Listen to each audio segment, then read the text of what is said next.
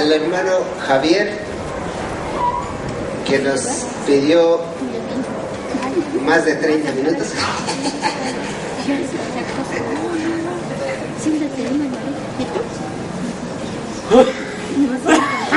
Hermanas y hermanos, muy buenas tardes. Mi nombre es Javier y me pidieron como tarea, como servicio, que yo también dé mi testimonio, pero no lo puedo hacer solo. Para empezar, necesito la ayuda de ustedes. ¿Me van a ayudar? Sí, hermano. ¿De veras? ¿Sí? ¿De veras? Seguro. Bueno, me preguntaron que cómo está mi corazón. Yo les pido a ustedes que por medio de un aplauso me digan cómo está nuestro corazón. A ver, que yo lo oiga. A ver, una.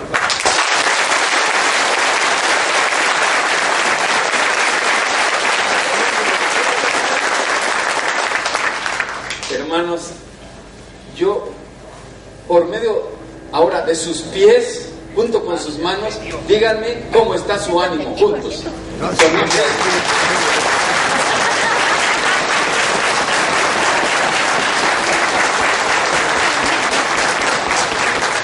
Por medio de un grito, digan cómo se sienten de alegría. Que se oiga un grito, a ver, les quiero escuchar. A ver, griten.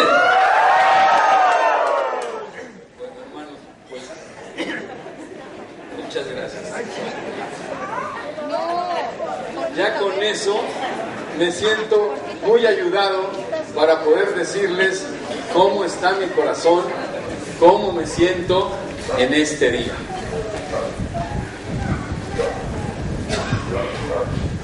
Dicen nuestros abuelos, según la palabra que nos dijo hoy el hermano Juan Carlos, hoy el hermano Juan Carlos tomó un librito en la mañana y es como si fuera leyendo la palabra de nuestros antiguos y nos dijo, vamos a empezar la fiesta. ¿Y cómo vamos a empezar la fiesta? Y dijo así, el hermano: hermanos, vamos a celebrar el Guayeb. ¿Y qué cosa es el Guayeb? Es un periodo, es un tiempo, no es un solo instante. Vamos a celebrar en un Guayeb. Y es un Guayeb que dura un tiempo para que podamos cerrar un calendario. Y ese calendario es un calendario maya. Esa palabra Guayeb, ¿saben de dónde viene esa palabra Guayeb, hermanos? Esa palabra Guayeb es una palabra maya, pero que está muy relacionada con una fuerza antigua que cuando estuvimos avergonzados de nuestra cultura, la hacíamos a un lado y nos volteábamos. Pero tiene una fuerza muy grande, mueve a la historia. Guayeb son los sueños. En celtal dice Guayich, en maya dice Guayeb, no sé cómo diga en tojolabal. ¿Cómo dice? Un sueño. ¿Cómo dice en tojolabal? Guayich también. Hermanos, lo que nos invitó el hermano Juan Carlos hoy es a que abramos un nuevo Guayich. No podemos caminar. Hoy hemos cantado nosotros unas canciones que aprendimos de no podemos caminar con hambre bajo el sol, no podemos caminar como ciegos, necesitamos mirar. Y la celebración de estos 50 años, eso es lo que viene a celebrar. Yo les vengo a decir que yo estuve al principio de los 50 años cuando empezó un Guayeb. Pero hoy veo que vengo a cerrar la fiesta de un Guayeb para celebrar los siguientes 50 años. ¿Y quiénes están aquí para celebrar los siguientes 50 años? Ustedes. Porque ustedes representan a todas las comunidades. Y en todas las comunidades es donde está la fuerza de ese sueño. No solamente está aquí, está donde quiera, porque con nuestro corazón está. Yo les voy a dar un poco de testimonio de cómo fue el primer Guayeb, el primer sueño de los primeros 50 años. Porque lo que acontece son unas fuerzas misteriosas que ni nosotros comprendemos. pero que después cuando pasan tenemos que dar testimonio con humildad en nuestro corazón de lo que pasó. No porque sabíamos mucho, sino porque no sabíamos nada, como dijo el hermano que le dijo el profeta: tú eres joven, tú no tengas miedo, tú ve, porque yo te acompaño. Allí, hermanos, se mira una serie de fotos que nos muestran el principio de lo que fue la misión de Guadalupe. Fíjense cómo fue la misión de Guadalupe. Era el año de 1960. Llegó aquí el Tatik Samuel de obispo. ¿Y saben cuánto sabía de ser obispo? ¿Saben como cuánto sabía? Nada. No sabía nada. No sabía cómo se iba a ser obispo. Y llegó y miraba para todos lados y no sabía ni qué hacer. Entonces, así como Dios manda a sus ángeles, el delegado apostólico de Roma le dijo: quiero ven a mi casa. Y fue a su casa del delegado apostólico, y el delegado apostólico le dijo: ven, Samuel, así como el profeta, ven, te voy a decir lo que tú necesitas en tu diócesis. Lo que tú necesitas en tu diócesis es una fuerza de catequistas. Para eso te invito a que tú llames a unos especialistas en la educación que se llaman pedagogos, los que son especialistas en la educación, y con ellos vas a ir formando la fuerza de esa palabra. Háblale a los hermanos maristas, háblale a las hermanas del Divino Pastor, invítalos y llévalos contigo. Y así fue. Y ese hermano que está allá en medio, allí se ve, hay un hermano que está en medio, era el jefe de los maristas, no el siguiente, el que está en medio, el siguiente. Ese era el jefe de los maristas en medio. Se llamaba el hermano Filogonio, el hermano Jesús Rodríguez. Y él obedeció al sueño sin comprenderlo. Él obedeció. Y dijo: vamos a nombrar una misión, y a los que nombremos, nadie va a fuerza. El que va a Chiapas va por su corazón. ¿Quién de ustedes, hermanos, está aquí a fuerzas? ¿Alguno de ustedes está aquí a fuerza? Pues aquí hay una tradición, que los que estamos aquí, estamos con nuestro corazón. Por eso estamos aquí. Yo llegué aquí con mi corazón, pero también con ignorancia. Del tamaño de mi corazón era mi ignorancia.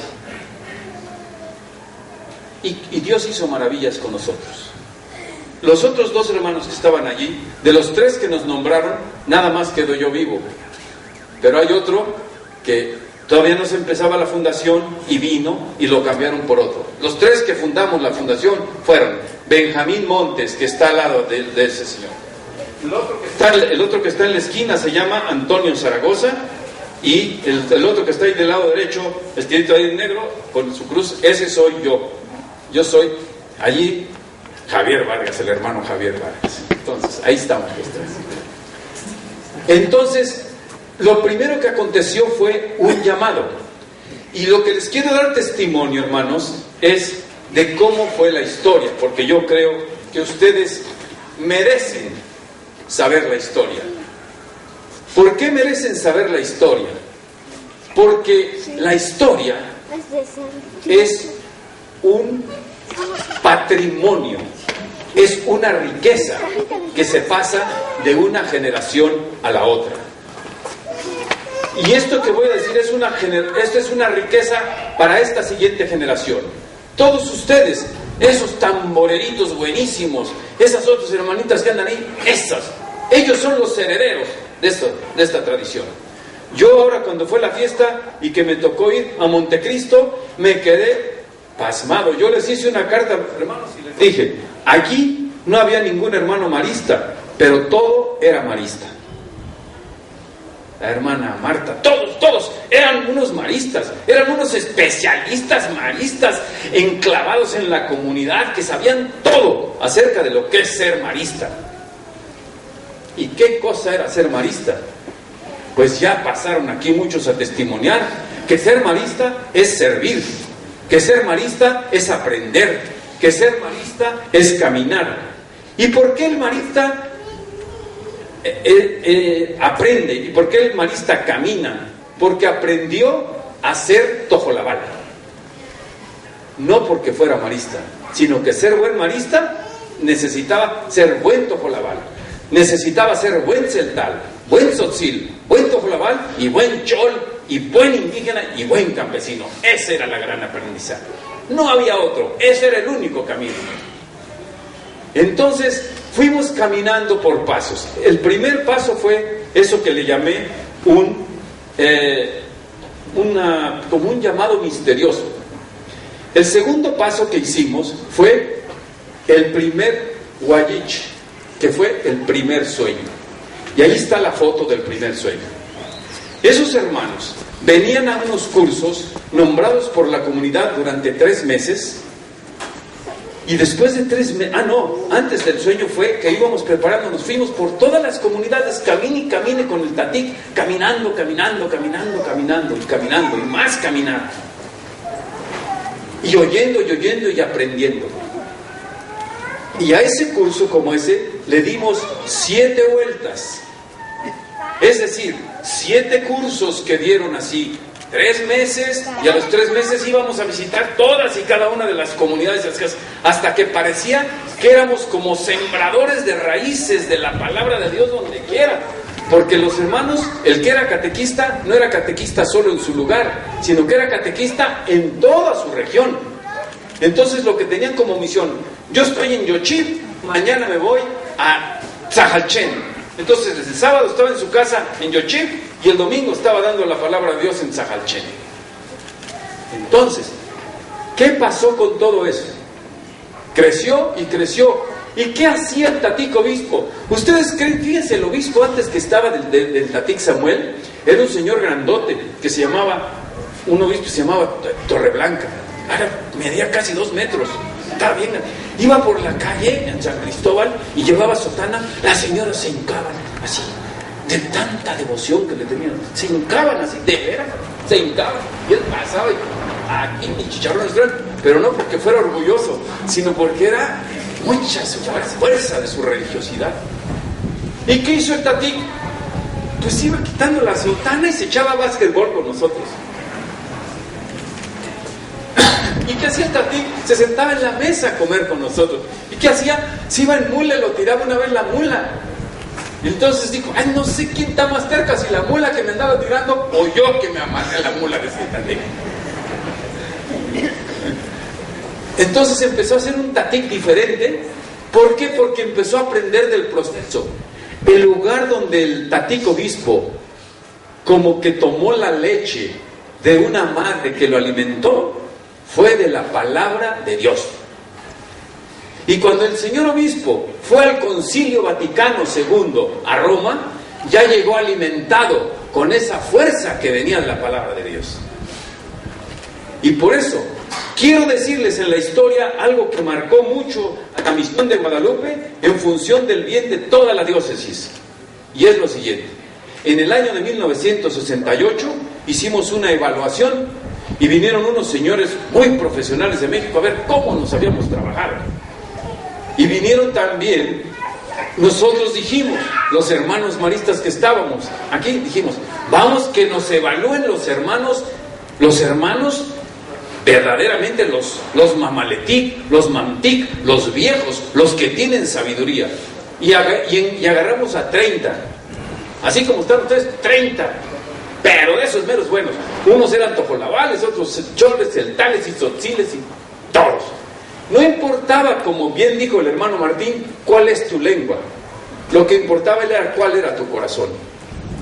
Y les dijimos, hermanos, evalúenos. Y dijeron, pues ni sabemos qué es eso, díganos cuál es la tarea. Ah, pues evaluar quiere decir que tú le des valor, que me digas cuál es el valor de lo que hicimos. Entonces, ellos estuvieron 3 meses con nosotros y comían con nosotros, dormían allí, veían cómo el tatik llegaba y decía misa, veían que jugaba, veían que estaban todo lo veían, pero no nos decían nada, nomás nada. A los 3 meses dijeron, ya podemos hacer la celebración. Y estábamos en una reunión en la escuela catequística, más de 200 gentes. hombres, mujeres, niños, todos. Había un estrado así como está este aquí. En un lugar estaba el tatik, yo estaba allá a su lado, luego estaban otros hermanos, estaban las hermanas del Divino Pastor lleno, igual con música y todo. Entonces pasaron los hermanos y dijeron: señor obispo, hermanos maristas, hermanas, ya tenemos lista la evaluación. Ustedes son los que le van a poner valor, no nosotros. Ustedes le van a poner valor respondiendo a las preguntas, porque a la palabra no hay que callarla, a la palabra hay que responderla. Entonces nosotros no traemos una palabra, lo que nosotros traemos es una palabra viva. ¿Y cuál es la palabra? Es una pregunta. Y dijeron así, primera pregunta: señor obispo, hermanos maristas, hermanitas, nosotros nos gusta el Dios, a nosotros nos gusta el Dios de ustedes. ¿Qué pasó? No estoy funcionando bien, ¿verdad? A nosotros nos gusta el Dios de ustedes. ¿Está fallando? A ver, ahí está, perfecto. A nosotros nos gusta el Dios de ustedes. ¿Qué quería decir eso? Que los hermanos tenían otro Dios y que estaban poniendo a prueba al Dios de nosotros. O sea que había una como competencia de dioses. Pero ellos no criticaron a ningún Dios, sino que unieron a cualquier Dios que hubiera y dijeron: lo que nos gusta del Dios que ustedes traen es que dicen que es un Dios que trae la liberación. Eso es lo bueno de su Dios. Pero queremos saber si el Dios de ustedes también sabe salvar los cuerpos, porque nada más nos ha mostrado las almas y nuestros cuerpos lleva 500 años muriéndose. ¿Tiene fuerza su Dios para liberarnos? Respondan a esa pregunta. La pregunta número 2 fue: ustedes dicen que la palabra de Dios es como una semilla y que esa semilla se multiplique, que es un árbol que da unas sombras inmensas, maravillosas, y que todos tenemos una gran fuerza. La pregunta que tenemos a ustedes, hermanos: ¿quién tiene esas semillas? ¿Acaso la tienen solo los obispos? ¿Acaso la tienen solo los sacerdotes? ¿Acaso solo la tienen los hermanos maristas? ¿Acaso la podemos tener nosotros? ¿Acaso se da bien en nuestra propia tierra? ¿Cómo la podemos cultivar y cómo la podemos extender? Respondan a esa pregunta. Y la tercera pregunta que nos dijeron fue: hermanos, nosotros vemos que entre ustedes, pues allí con Jorgito, con lo otro, entre ustedes todos se dicen hermanos, pero nosotros no sabemos por qué se dicen hermanos. Pero sí vemos que se dicen hermanos, pero sabrá Dios por qué se dicen hermanos. Nosotros sí sabemos por qué les decimos hermanos. ¿Por qué les decimos hermanos? Porque los hemos visto que ustedes han comprometido su vida por nosotros. Y queremos que respondan, señor obispo, hermanos y hermanas, respondan a esta pregunta: ¿por cuánto tiempo quieren que les llamemos hermanos? ¿Por un mes? ¿Por 3 meses? ¿Por un año? ¿O para toda la vida? Respondan a eso. Al acabar los hermanos eso, estaba el tatik y yo al lado de él, y es la primera vez que vi con mis propios ojos lo que era la verdadera evangelización. Yo lo vi. Eso pasó en la escuela marista el 12 de octubre de 1968, iniciando a las 6 de la tarde y terminando aproximadamente a las 8 de la noche. Y don Samuel se paró con lágrimas en los ojos, dijo: bendito sea el Dios del cielo y de la tierra, porque hemos descubierto lo recóndito, lo verdadero del Evangelio. La verdadera evangelización consiste en que nosotros, los misioneros, nos convirtamos y no los hermanos. Nuestra propia conversión es la evangelización. Esa es la clave de nuestra propia transformación diocesana. Bendito sea el Dios del cielo y de la tierra. Ese es el primer milagro grande de toda la diócesis. Esa es la base de la transformación. Esa es la base del amor, de lo que todo mundo quiere tanto al Tatequi. Jamás se irá de esta tierra, nunca jamás. Porque él se convirtió, él lloró, él puso la semilla que mostraba que su corazón estaba arrepentido, que quería cambiar, que no sabía lo que había hecho, igual que las lágrimas de Jorge hoy. Igualitas, son las mismas lágrimas. No piensen que son diferentes, son lágrimas hermanas de una misma lágrima. Y no es de 50 años antes y 50 años después, es una lágrima de siempre, para siempre. Eso es. Por eso, ese día es uno de los días más memorables de los 50 años de los hermanos maristas. Para ser verdaderos hermanos maristas, y habiendo eso, ¿cuál era la respuesta? ¿Que hubiera más hermanos maristas? No, ahora hay 2 hermanos maristas. Pero ahora, ¿cuánto espíritu marista hay aquí? Ustedes son lo marista. Ustedes son la dispersión en el mundo de lo marista. Ustedes son el testimonio para que los hermanos maristas puedan hablar con los maristas de Japón, de China, de Francia, de Irlanda, de Inglaterra, de todas partes del mundo, para decir cómo se evangeliza. Se evangeliza con la gente, desde la gente y para la gente, con su historia y para su historia. Esa es la historia. No hay otra. Entonces, por eso es un gran gozo estar aquí. Por eso, todos los que están jóvenes, ese fue el segundo momento. Tercera cosa que les quiero decir acerca de esas vueltas que dio la vida, la historia. ¿Con qué se evangelizó? Igualito que lo que acaba de pasar hace un momento. ¿Qué tal nos sentimos ahorita con los tamboreros? Bonito. Esas canciones que inventaron los hermanos están preciosas, son maravillosas, son una joya para la historia de ustedes mismos, hermanos. Así era como empezamos a evangelizar, por medio de la música, por medio de dejarle decir al corazón lo que el corazón sentía y lo que la conciencia vivía. Por eso en el año de 1969, Jorgito Carrasco Carranco y Pérez Salazar, hermano marista, para quien pida un aplauso, hermanos, por favor.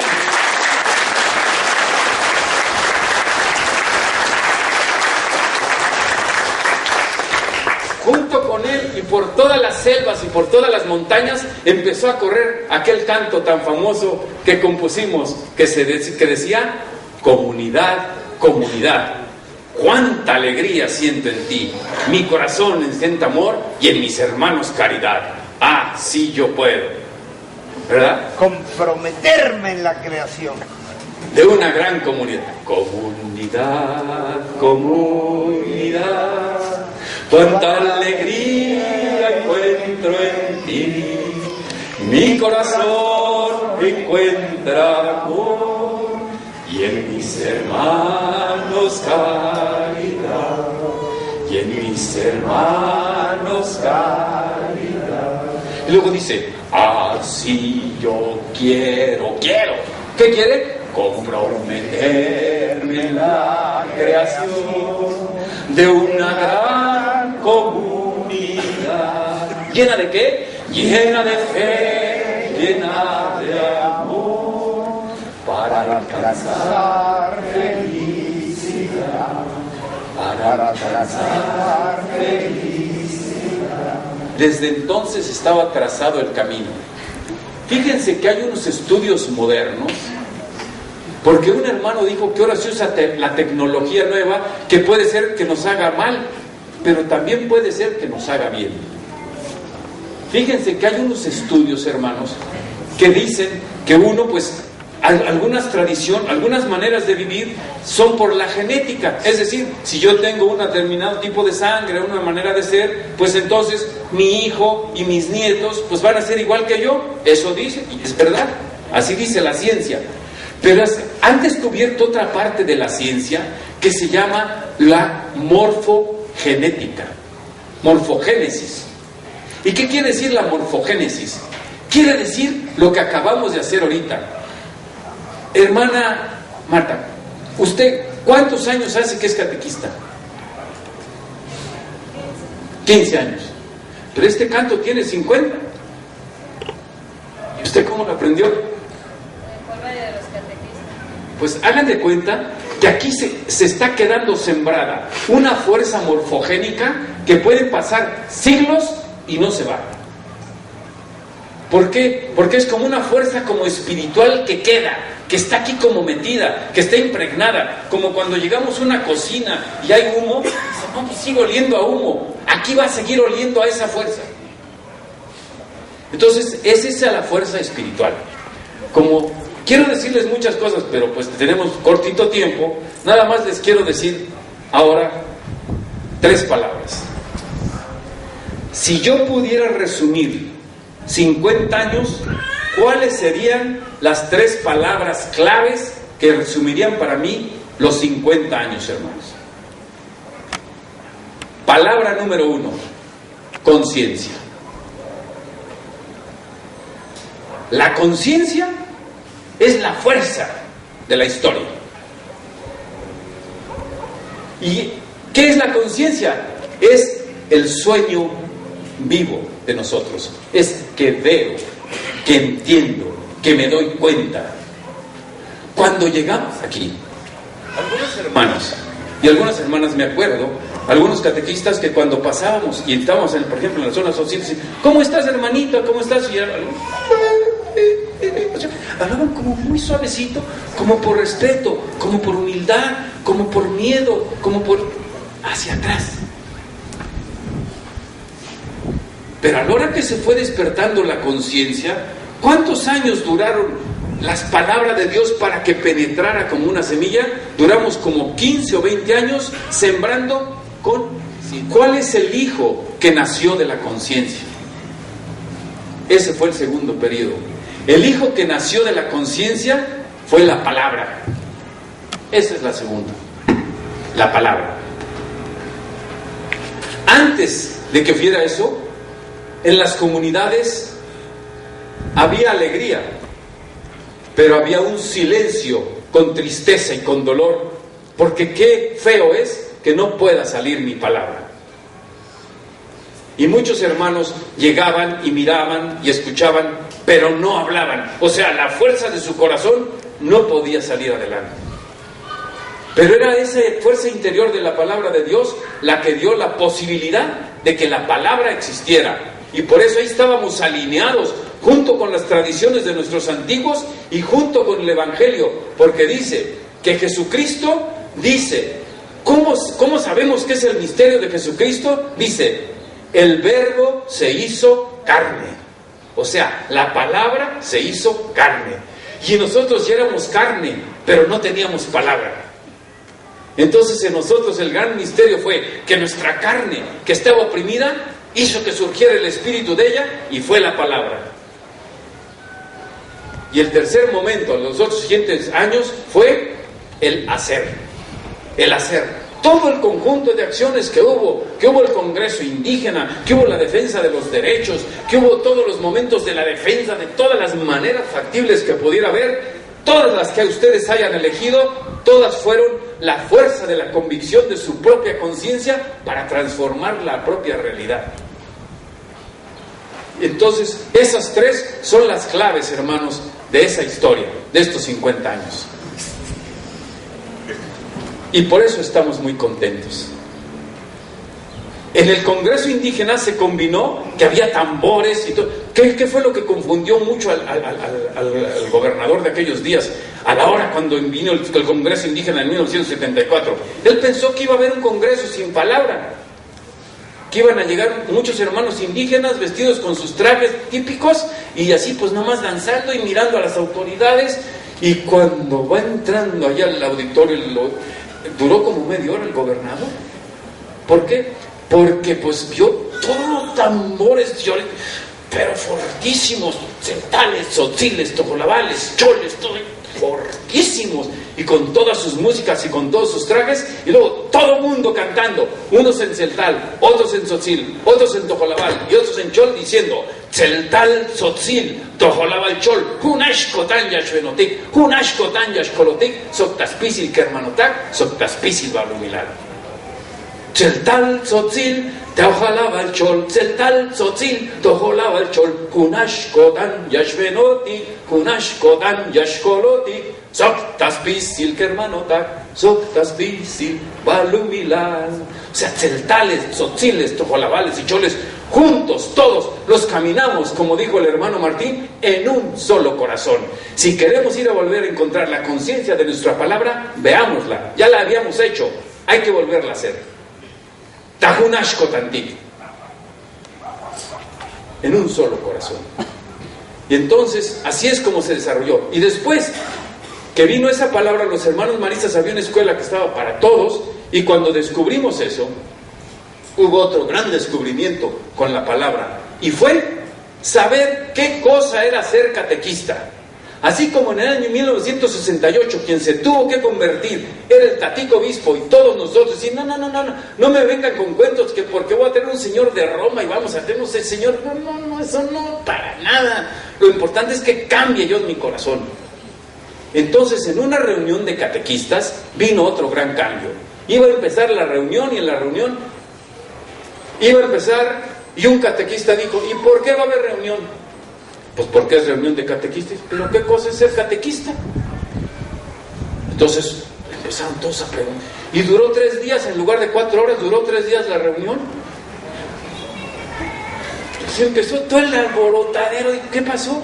No, pues vamos a ver qué cosa es ser catequista. ¿Quién dijo que nosotros nos llamábamos catequista? Si es una palabra que ni siquiera es de nosotros, pues la inventó a lo mejor el señor obispo, los hermanos más. ¿Quién inventó que éramos catequistas? ¿Qué es eso? Entonces, unos dijeron, pues catequista es el que da buen ejemplo. Y otros dijeron, pues todo el que dé buen ejemplo es catequista. Pues es el que lee la palabra de Dios. Pues todo el que lea la palabra de Dios es catequista. Es el que da buenos consejos. Pues todo el que dé buenos consejos es catequista. Entonces otro dijo, por lo tanto ahora hay miles y miles de catequistas, porque hay miles y miles de hermanos y de hermanas en las comunidades que dan buen consejo, que dan buena palabra, que leen la palabra. Pues ya somos miles. Pero nosotros, ¿cuál es nuestra tarea? Entonces ya nos quedamos sin tarea. ¿Para qué servimos? Ya no servimos, ya no se nos acabó la tarea, hermanos. Entonces se quedó otro día completo, hasta que sacaron lo que era ser catequista. Y dijeron, discúlpenme que no lo sé decir bien en Tojolabal, lo sé decir bien en Tzeltal, no lo sé decir en Chol, y apenitas como que me sale en Castilla. Entonces, dijeron, ser catequista es Sobel, Snael, Skasesel, Telequilco. ¿Qué cosa es eso? Es Sobel. No es el que se echa el rollo, no es el que habla, sino es el que recoge la palabra de la comunidad. O sea, no es el que habla, sino como dijo Martín, es el que escucha.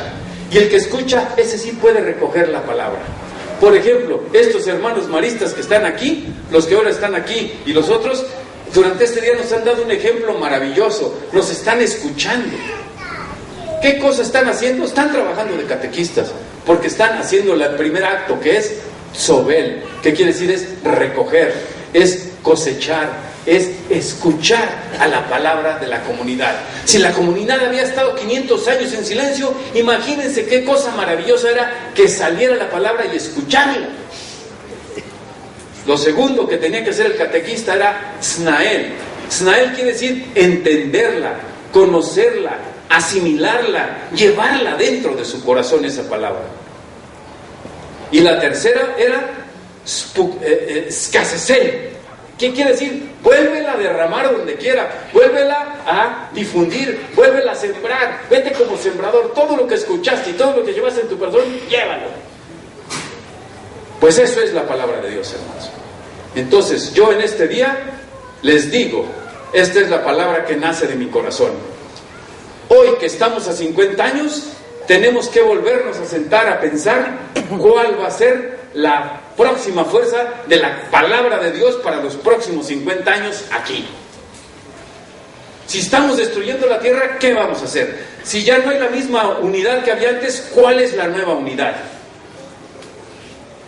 ¿O vamos a generar otra nueva unidad? ¿Cuáles son las palabras? ¿Cuál es la fuerza? ¿Cuál es la organización? ¿Y quién de ustedes, si ha construido una casa, después de la que la construye, la destruye? ¿Quién después de que ha sembrado su tierra, desparrama y le mete a los cerdos para que se coman sus semillas? ¿Quién de ustedes que ha encontrado un arroyuelo de agua hace que el arroyuelo se destruya para que sus tierras se sequen? ¿Quién que tiene un bosque frente a sí y lo permite respirar, le dice, muérete bosque, para que ni tú ni yo respiremos en los próximos 10 años y todos nos ahoguemos? Entonces yo creo que estos días son de palabras para preguntarnos nuevamente, así como esos viejos que interrogaron al señor obispo, que ustedes interroguen a la misión, nos interroguemos todos para que tengamos una tarea muy buena para los próximos 50 años. Hermanos, les pido perdón que me haya alargado tanto con mi palabra porque eran 10 minutos, pero como le hice como que el tiempo no pasaba, les pido que me disculpen. Gracias, hermanos.